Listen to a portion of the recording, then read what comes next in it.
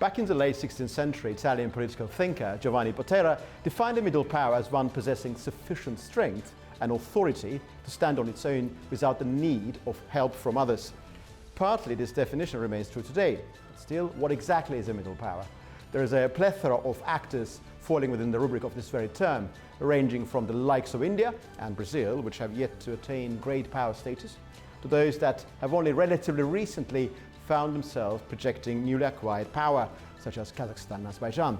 Joining me now in the studio is Ahmed Ali, Director of the Caucasus Policy Analysis, to discuss this very matter. Ahmed, welcome to Context. Thank you very much for the invitation. Middle power is a very fluid notion, of course. Well, naturally, in the 16th century, there was a definition given that this is a power which is able to stand on its own without the help of others. After 1945, Canadian argument emerged that Canada was not a great power, was not a small country either. Therefore, it was able to project power disproportionate to its economic and political size. How do you find that foundational Canadian argument when it comes to the definition of middle power?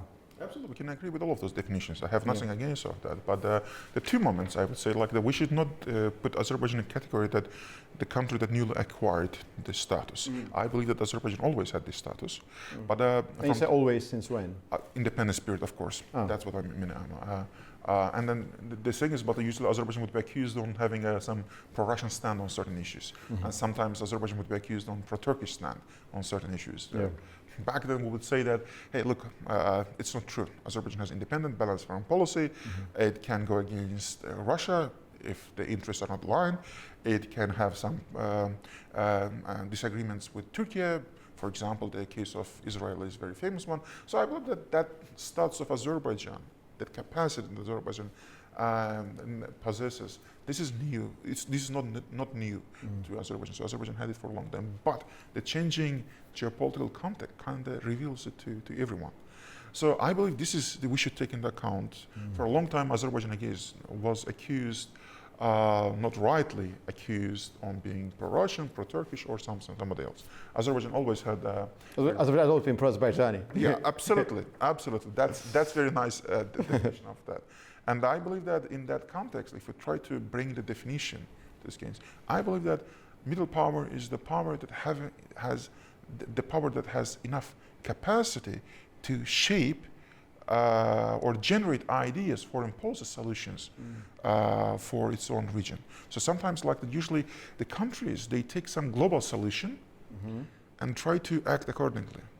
But in case of how I understand middle power, is a power that has capacity, intellectual capacity, think tank capacity, foreign policy capacity, that can generate policy making solutions, for certain problems, especially foreign policy issues. And that's part of the influence, of course. Yeah, absolutely. So that's how I would define it. The first time, if memory serves me correctly, the idea of Azerbaijan potentially being a middle power was articulated in a very cohesive manner by Esmira Jafarova, back then member of the board, advisory board of the Center for Analysis of International Relations, currently, as I understand, newly appointed Azerbaijani ambassador to Hungary. Back then he wrote an article which was published by Modern Diplomacy edition, the journal, and that title of that article was "Is Azerbaijan Middle Power?" And in that very article, almost 5 years ago, more than 5 years ago, 6 years ago actually, more than 6 years ago, she articulated the concept on the basis of three fundamental linchpins: international activism, multilateral diplomacy, and also norm entrepreneur. So basically, coming to what you're saying, being able to generate norms and solutions for other countries. That article was published, if memory serves me correctly, in May 2020, just a couple of months before the Karabakh War. How considerably has Azerbaijan's standing changed since that very point? And what do you make of that foundational definition given by our ambassador to Hungary, Esmira Jafarova? Absolutely. I believe that the article that by Esmira was very visionary in that article, to point out that. And I believe that in that sense, we can see that Azerbaijan, this is going back to what I said earlier, this is not a newly acquired status for Azerbaijan. That's even before the Karabakh War, 2010 Karabakh War, Azerbaijan was presenting itself, the vision about its capacity was very much in the category of the middle power, and that's very important.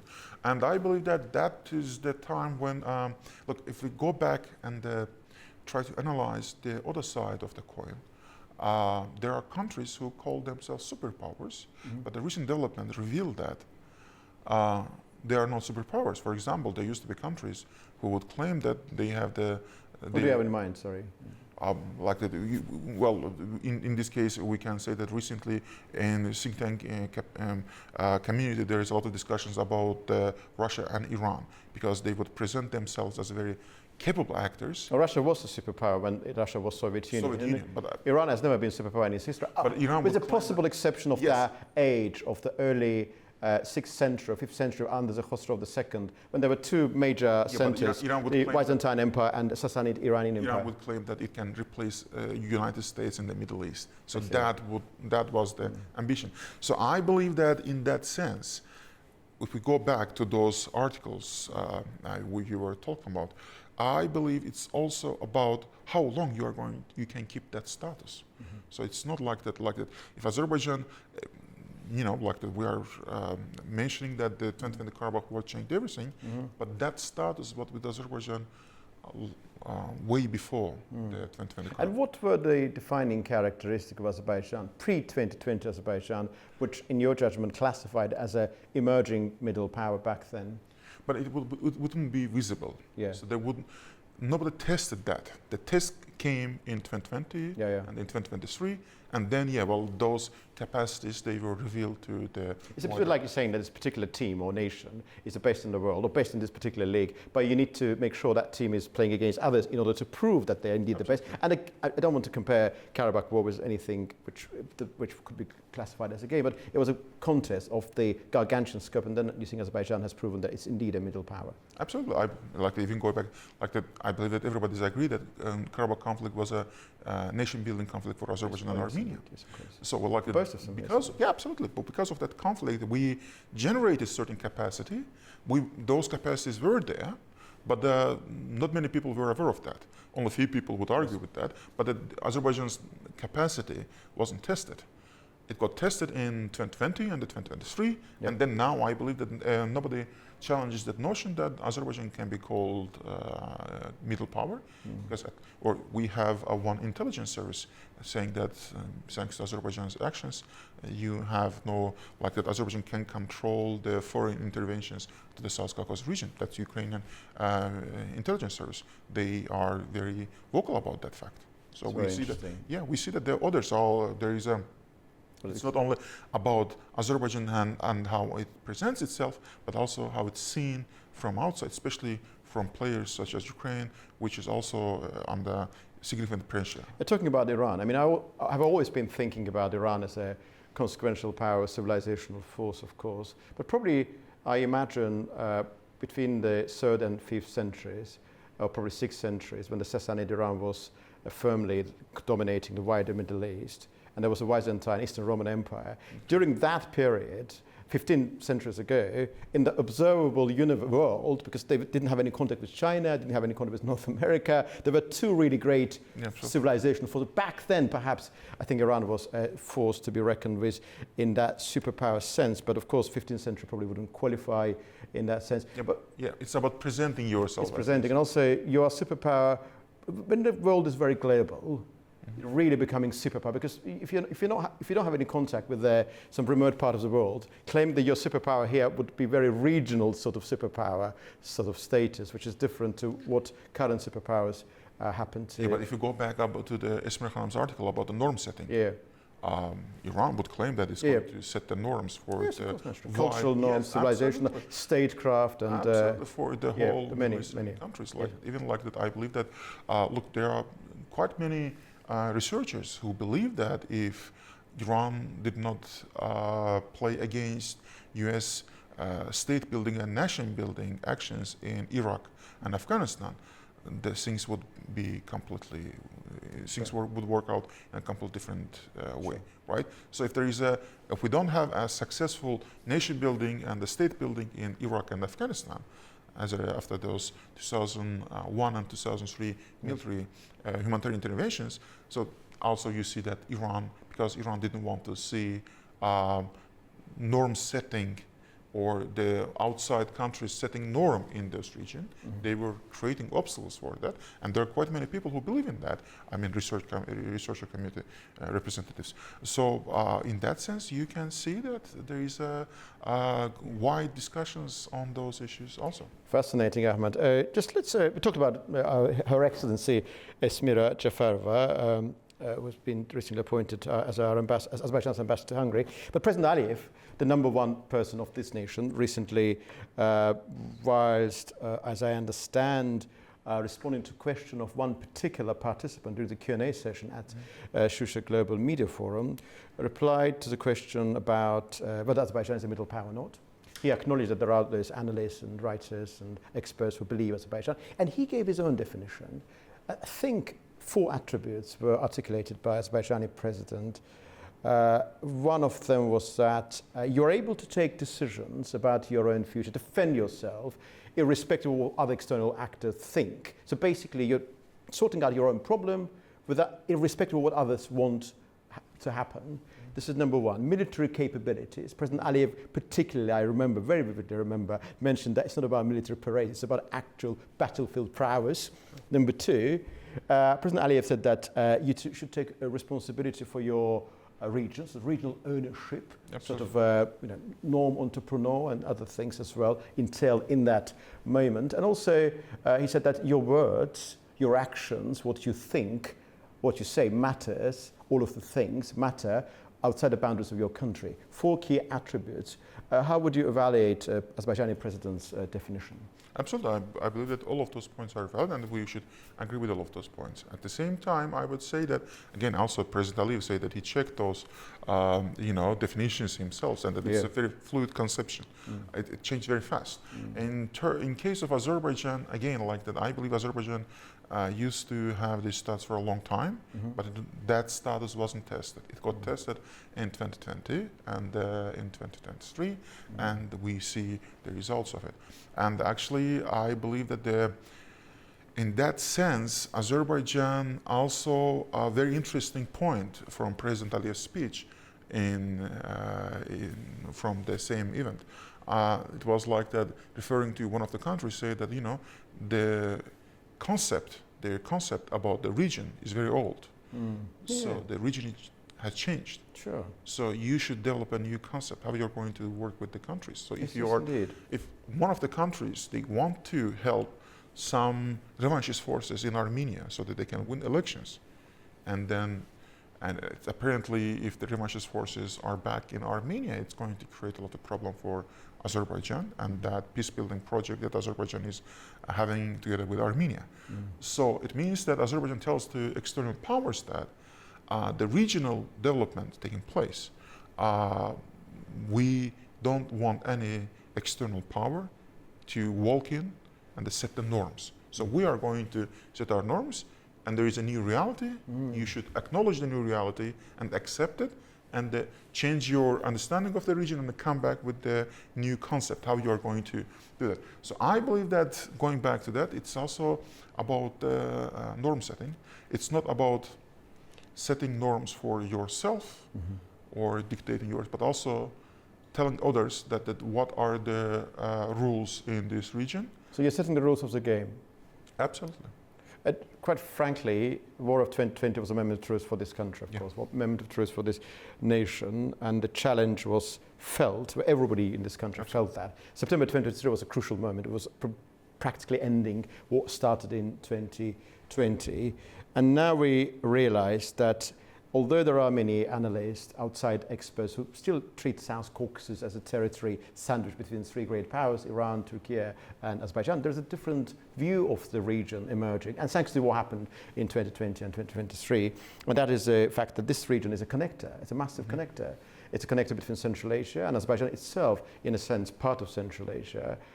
It's connecting China, Central Asia, through Caspian, where South Caucasus, where Azerbaijan is, to Türkiye and Europe. It's a vital connector. And recently, your colleague, Zaur Sharif, wrote a very interesting piece published in the Financial Times, where he talks about the middle powers. Basically, the key argument there is that there are certain powers which are not great powers, and they are not setting the seen for international relations as such in any grand way, but they are able to maximize their particular skills or influence in different areas in such a way that they become indispensable. He refers to Qatar and Oman as diplomatic mini-powers, for example, because they have access to greater powers and they can talk to other powers which those great powers do not want to talk to. This is one issue. And he specifically talks about Kazakhstan, Uzbekistan and Azerbaijan as emerging he uses the word middle powers of the middle corridor geography. What do you make of his definition? Okay, let's go back to the previous question because I believe there is also one quite important criteria. Apologies for my circumlocution. No, it's okay. Apologies for not answering this issue like in the previous question. The issue is that also I believe that with the President Trump's call to President Aliyev, and I believe that it was NUZ sources that revealed that during that phone conversation. On the 8th of August, yes. Yes, US and Azerbaijan presidents also discussed the war in Iran and what can be. So I believe it's also... What did you make of that, man, in particular? Well, if in the context of the middle powers, yes, indeed, it's about does other superpowers need your opinion on certain issues? So I believe that they believe that you can influence certain processes, and your say can have some influence and weight on certain issues. So that also can be a criteria for the for the specific kind of expertise in relation to certain matters, which are so valuable that they cannot be generated by the great powers themselves. That there's something that you always have. There's something that's specifically connected with your prowess, which you happen to have, which others will need, and because they need what you have, you'll always be able to punch above your weight, as I understand. Absolutely. So that's, I believe that now going back to this, the question that you asked, I believe they are interlinked issues. In that sense, we see that also, if we are talking particularly about Azerbaijan and Kazakhstan, which are geographically, I believe that their position on the war in Ukraine,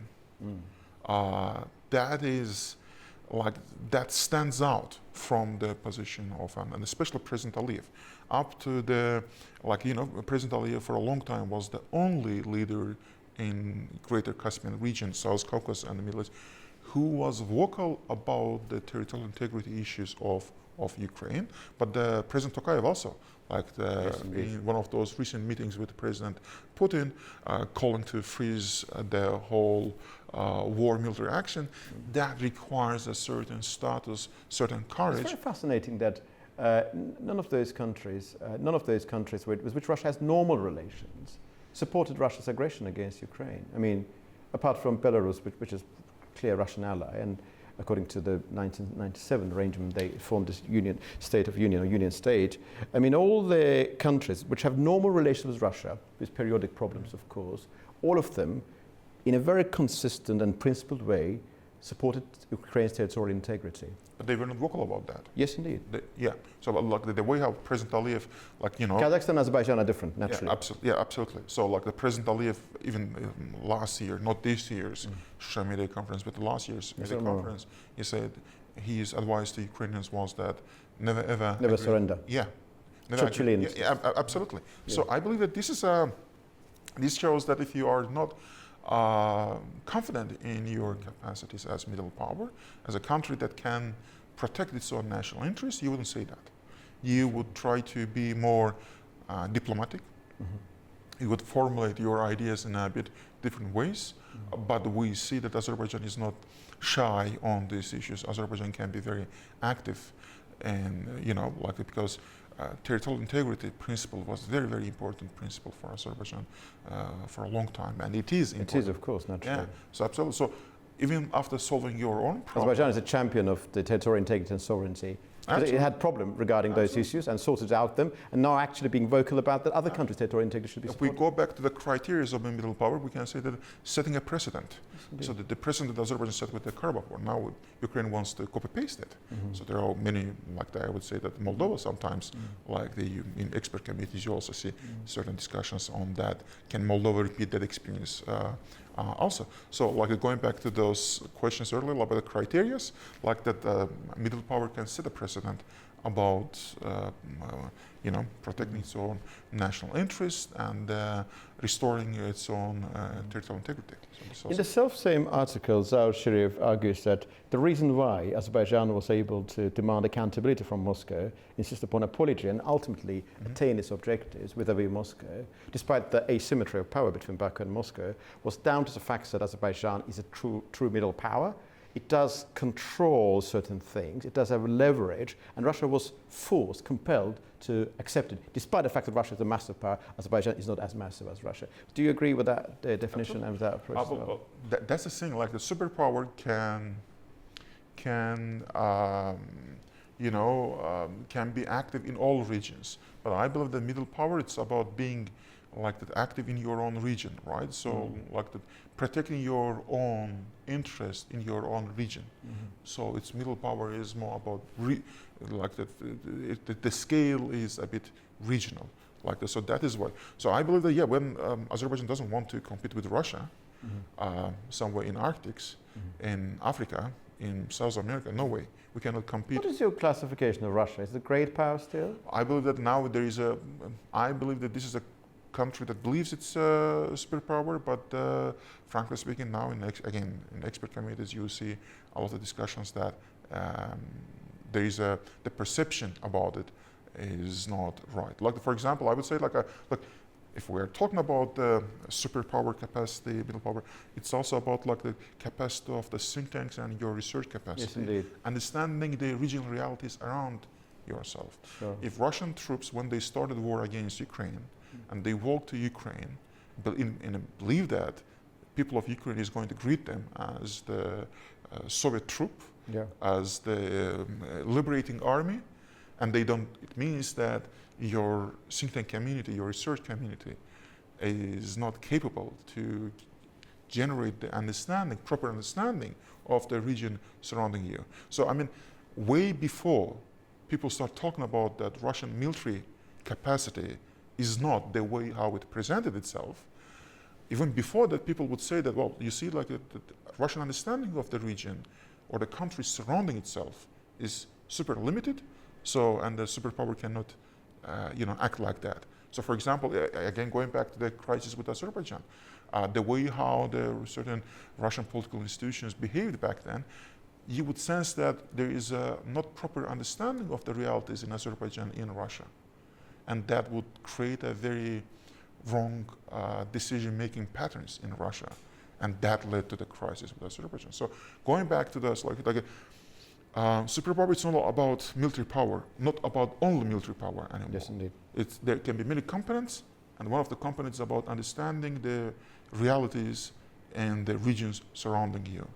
And then I would say again, going back to the cases of Ukraine and Azerbaijan, we saw that the Kremlin, the researchers from Kremlin, they severely misjudged both realities in Ukraine and Azerbaijan, and that what kind of crisis emerged in both cases. Well, you cannot compare the crisis with Ukraine and Azerbaijan, but still, you get the sense of that. It shows that, this superpower should have some other attributes. What a fascinating conversation, Ahmed. I'm delighted to have this opportunity. Thank you very much indeed.